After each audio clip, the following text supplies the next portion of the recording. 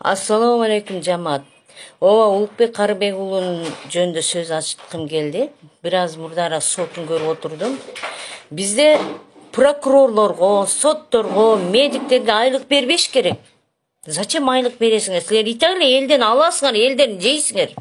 Биз билбейбизби? Бул жашка биз жөндөн жөн келбедик го.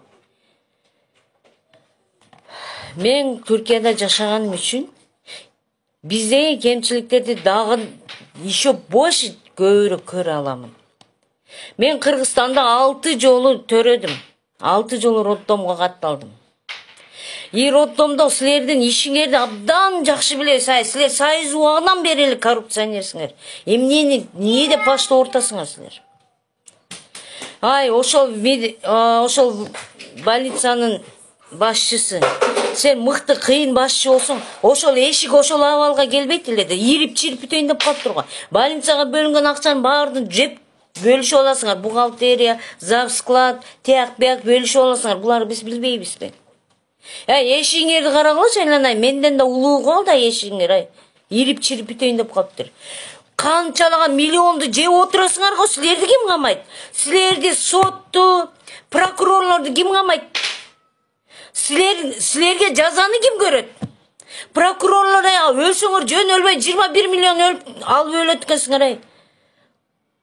Улукбек үчүн 3 жыл сурап атырсыңар. Кайсы бетиңер менен бир эшик үчүнбү? Миллионду жегендер жүрөсүңөр го, коркпой, үркпөй. Ушуну уюштуруп аткан өзү элдин мээнетин, элдин акысын жегендер уюштуруп атасыңар го. Буну эл билбейби? Мындан мурунку журналистти ким билди кылдыңар? Көлгө чөгүп кетти кыл. Ал элге кайрылбай калган. Эл байкабай билбей калды. Улукбектин артында эл турат.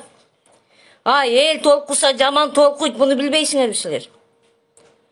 Сен бүгүн мыкты иштерман болсоң, сен ошол эшикти ошол акыбалга келтирбейт элең, жана сенин үстүңдөн эч ким арызданбайт эле го.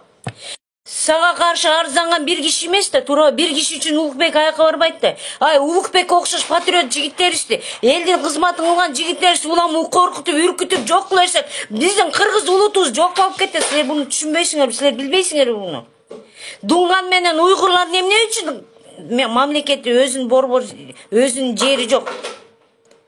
Силер эмне болуп баратасыңар? Мен Түркияда төрөдүм. Бир тыйын төлөгөн жок. Шикарный люкс роддомдо төлөдүм. Как будто 5-звездочный отель жерде. Бир тыйын. Еще мага $300 берди за то, что мен төрөгөнүм үчүн. Эмнеге бизде жетпейт? Элден, государстводан келген нерсени силер өзүңөр бөлүшүп алып отура бересиңер. Элге бербейт. Нормально акчаны колдонбойсуңар. Бошоткула Улукбек.